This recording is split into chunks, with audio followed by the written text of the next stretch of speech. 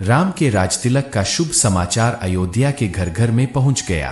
पूरी नगरी में प्रसन्नता की लहर फैल गई। घर घर में मंगल मनाया जाने लगा।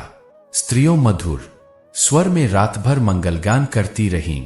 सूर्योदय होने पर नगरवासी अपने अपने घरों को ध्वजा पताका, वंदनवार आदि से सजाने लगे। हाट बाजारों को भांति भौती के सुगंधित एवं रंग बिरंगे पुष्पों से सजाया गया। गवैये, नट, नर्तक आदि अपने आश्चर्यजनक करतब दिखाकर नगरवासियों का मनोरंजन करने लगे। स्थान स्थान में कदली स्तंभों के द्वार बनाए गए। ऐसा प्रतीत होने लगा कि अयोध्या नगरी नववधू के समान रिगार कर राम के रूप में वर के आगमन की प्रतीक्षा कर रही है। किंतु राम के राजतिलक का समाचार सुनकर एवं नगर की इस अद्भुत श्रृंगार को देखकर रानी कैकेयी की प्रिय दासी मंथरा के हृदय को असहनीय आघात लगा। वह सोचने लगी कि यदि कौशल्या का पुत्र राजा बन जाएगा तो कौशल्या को राजमाता का पद प्राप्त हो जाएगा और कौशल्या की स्थिति अन्य रानियों की स्थिति से श्रेष्ठ हो जाएगी। ऐसी स्थिति में उसकी दासियों भी स्वयं को मुझसे श्रेष्ठ समझने लगेंगी। वर्तमान में कैकेयी राजा की सर्वाधिक प्रिय रानी है और इसी कारण से महारानी कैकेयी का ही राजमहल पर शासन चलता है।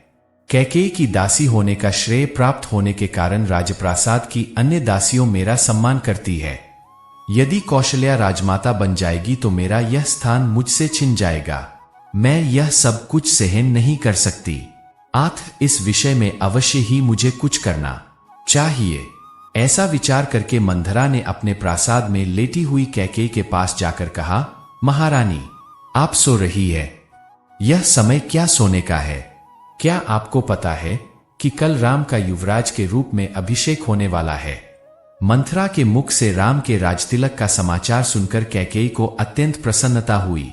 समाचार सुनाने की खुशी में कैकेयी ने मंथरा को पुरस्कार स्वरूप एक बहुमूल्य आभूषण दिया और कहा, मंथरे, तू अत्यंत प्रिय समाचार लेकर आई है। तू तो जानती ही है कि राम मुझे बहुत प्रिय है। इस समाचार को सुनाने के लिए तू यदि और भी जो कुछ मांगगी तो मैं वह भी तुझे दूंगी।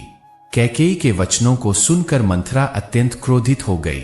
उसका तन बदन जल भून गया। पुरस्कार में दिए गए आभूषण को फेंकते हुए वो बोली, महारानी, आप बहुत नासमय है। स्मरण रखिए कि सौत का बेटा शत्रु के जैसा होता है। राम का अभिषेक होने पर कौशल्या को राजमाता का पद मिल जाएगा और आपकी पदवी उसकी दासी के जैसी हो जाएगी। आपका पुत्र भरत भी राम का दास हो जाएगा। भरत के दास हो जाने पर आपकी बहू को भी एक दासी की ही पदवी मिलेगी। यह सुनकर कैकेयी ने कहा, मंथरा राम महाराज के ज्येष्ठ पुत्र है और प्रजा में अत्यंत लोकप्रिय है।